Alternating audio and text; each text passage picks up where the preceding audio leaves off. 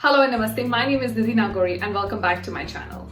Now today I am picking up a topic that you guys have requested so many times through comments on my previous YouTube videos, so many times through messages on Instagram, sometimes even through emails, a lot of times through messages on LinkedIn. So I've been getting a lot of requests on this topic and I wanted to do it in a way that is helpful, concise, and is going to be the best guide for you on this topic.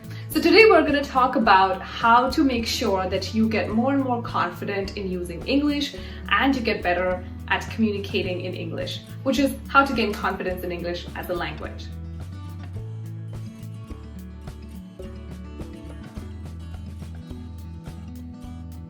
Before we go into the details and before I tell you how I worked on my own language and my own grammar skills, I do want to thank you guys for all the support that you've shown on the previous videos. It is always amazing to read your comments and it feels really supportive and motivating to read all your comments. Now before I go into the details, I do want to take 1 minute and thank you guys for all the support on all my previous videos. I love reading the comments. I love seeing that you guys are liking the content, that it's really helping you guys, and that's really my motive of being here. I want to help as many of you as I can. So thank you so much for watching all the videos. Please make sure that you keep requesting content, keep telling me what is it that you want help with so that it's gonna help me make videos that help you. So yes, always make sure that you're dropping your thoughts in the comments below. And of course, if you like this video, don't forget to give it a big thumbs up down below. As always, don't forget to subscribe to my channel and don't forget to follow me on Instagram. Okay, so now we're done with all of that and now let's talk about getting our English in line. Now, I know it doesn't appear like it because right now you're seeing me on a video, so it's probably going to be very difficult for you to believe it. But I am from a very small village called Baria. It's about 3 hours from Calcutta. That's where I spent the first 13-14 years of my life. So I am a real village girl. And I'm not trying to say that to sort of emphasize the point. What I really want to say is English was not the first language in my family. My first language has always been, or my mother tongue has always been Hindi, and I'm a Marwari, so Marwari. So these are the two languages that I grew up speaking at home. My father was very particular about knowing Bengali well. So yes, I was very good at Bengali. I'm still decently good at Bengali. And English was more of a language that we used at school. So when I first started working, or even my first couple of interviews, not articleship, but after that, it was very difficult to string all my thoughts together because I wasn't very comfortable with the language, partly because I wasn't using it on a regular basis. I spent 2 years after CA in India, and I in that period, I kind of realized that this language is not my forte. It sort of made me very uncomfortable. And I was always, even till now, I think I'm very comfortable in Hindi. You probably guessed from the way I'm communicating right now that I have definitely developed the skill over the last couple years. I've learned the language, the grammar, I've learned how to use it and how to be confident in it. So of course, if I can do it, so can you. So for me, the real struggle came when I moved to the United States. And I knew that my language skill is not where it should be because I wasn't very confident in using it. And then on top of that, there was an accent. So I did not know the one language that everybody used in the United States, which is English. And then of course, I did not understand the accent. So it was very difficult for me. And so back then in 2016, I made a mental note and I put down things that I could do so that I can learn the language well. And this is the mental note that I put down. I found the paper a couple of days back and I decided to shoot it and let you guys know what is it that I did to work on my grammar and English and the language skill itself. So I hope this video helps you, and without much further ado, let's go, let's see. Okay, so just like any other language, English has 4 components that can make you strong at it: reading, writing, listening, and speaking. I'm sure you all know this, but what is it that you should do first? What is it that you should do second? And what is it that you should attempt in the end? This is all my trick. It worked for me. I hope it works for you too. So the first thing is to get more and more comfortable with the language. Now, you're not going to get comfortable with the language if you start speaking it up front. So you have to first develop a taste for the language and get comfortable with it, which means you have to be surrounded by it and you have to be listening to it in some way every day. So I would say start off by listening. Back in the days when I moved to the US, Quantico had just released. Now this is not a plug. So That, because I did not like watching a lot of TV shows, that TV show really helped me. I used to initially watch it with subtitles on, and I slowly started understanding the grammar, the language itself, and I listened to a lot of podcasts in that time. Anytime that I was traveling anywhere, I would always have the radio on. But yeah, it was never about the songs, or it was never about the story. It was never entertainment. For me, it was work. So try and listen to as many movies or as many podcasts that you can. And if you feel that the accent is not really what you're comfortable in, first start off with subtitles, just like I did. And over the time, you'll see that you're getting more and more comfortable with the language, and then you'll be able to turn off the subtitles. Step number 2 would be reading. So when you are working on getting more and more comfortable with the language, it is also important that you start reading the language a little bit. So like I said, I used to, when I started listening to the TV shows, because I had the subtitles on, I was always reading it. So for me, that sort of happened together. But after those shows or after the movies, I would go back and then I would probably try and pick up an article, a local article, and I would read it. So say if when I was in the US, I'd probably pick up something from Watch Post or NY Times. But if you're in India, then pick up any local newspaper, but pick up a good quality local newspaper.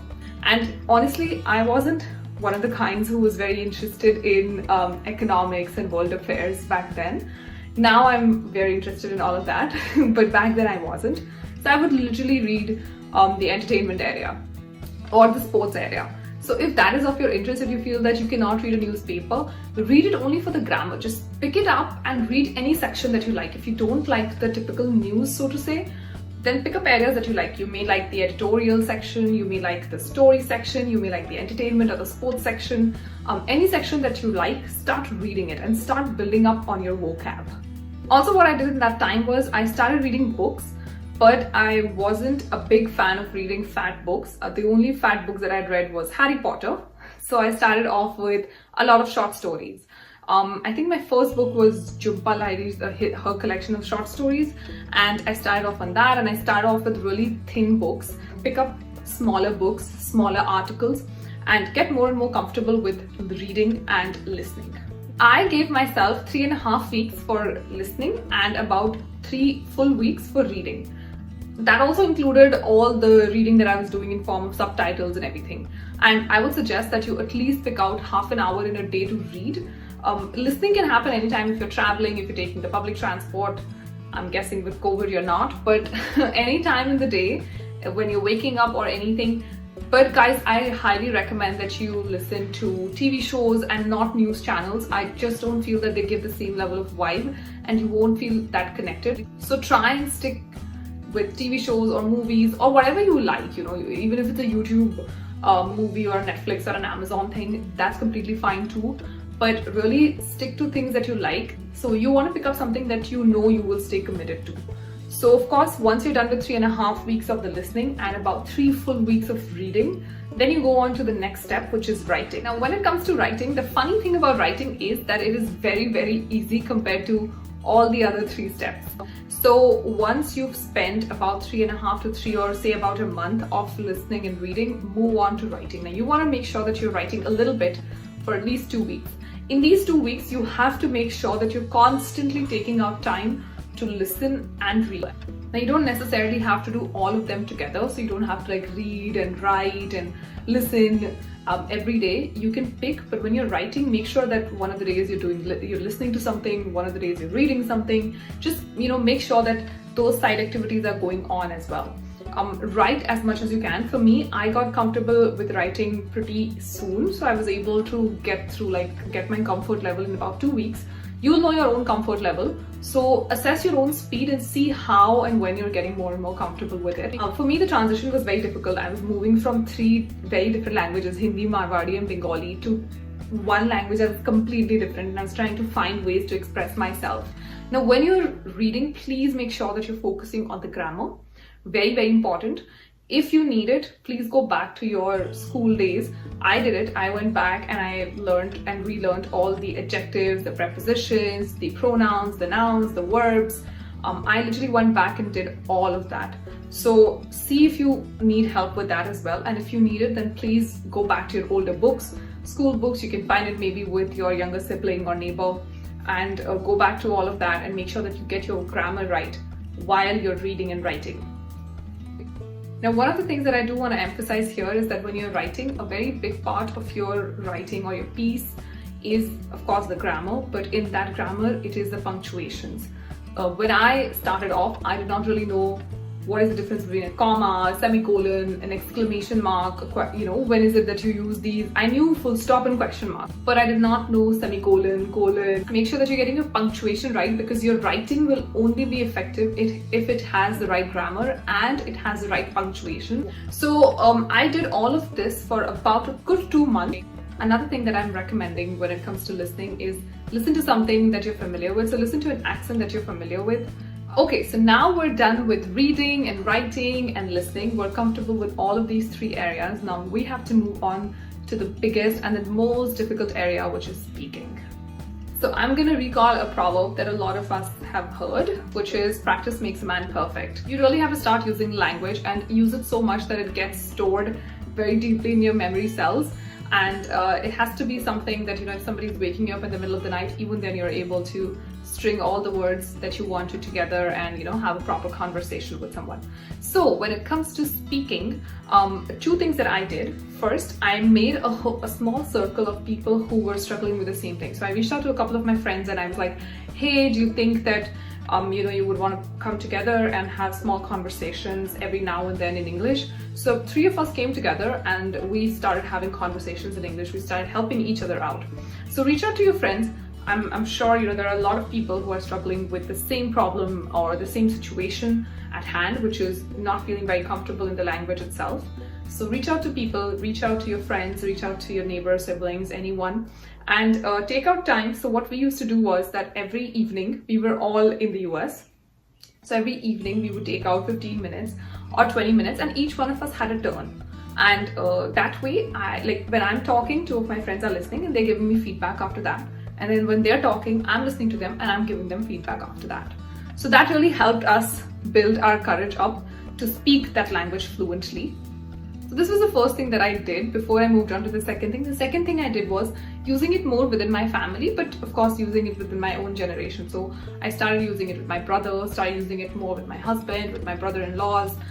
Slowly I made sure that, I'm paving my own comfortable path. I was of course not very comfortable. You can ask my husband. I was very nervous when I would start talking in English.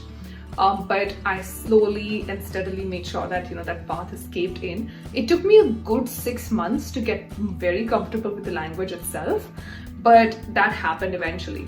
So in the end, of course, I started using it with family and I made it a thumb rule because, of course, we have to start speaking it, only then can all of us get comfortable in it. This is not any of our first language. This is not our mother tongue. So of course, we have to make sure that we're using it more and more and using it more frequently, so that we're getting comfortable in it. So that was it. That was my whole journey of getting comfortable with the language itself. I started off with listening, then I moved on to reading, then I started writing, and then eventually, of course, I started speaking it. I hope this video helped you, and if it did, don't forget to leave a big thumbs up below with your comments and your thoughts. Let me know what else would you like to see on my channel. And if you are using any of these tricks that I told you, or if you're going by this plan, then make sure that you let me know how the whole plan goes. I wish you all the best for all your success, because we only have one life. So we have to dream it and we have to live it. Take care. Namaste.